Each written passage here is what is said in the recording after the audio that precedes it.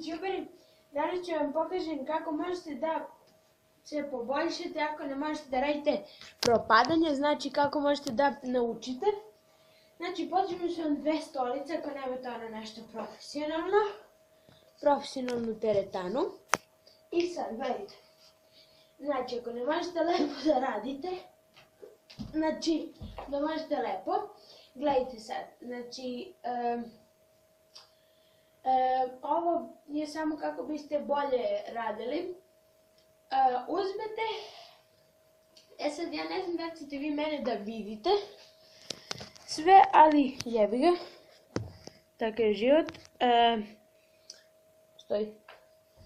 Znači, uzmete, radite propadanje, idete gore i onda se spuštate na dole i spustite se do dole i samo vrhom noge dodirnete dole i gurnete se opet na gore.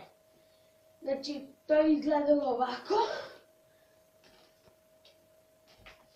I tako radite do iznemoglosti. I, znači, ne znam da li ste me vidjeli. Tako da, eto, znači, ako ne možete radite normalna propadanja, radite tako i sigurno ćete uspjeti da poboljšate propadanje i da uradite makar 5-6 onakvih normalnih, da ne pipate dole. Izvinjavam se. Tako da, eto, znači, to je to za ovaj klip i vidimo se nekom od narednih klipova.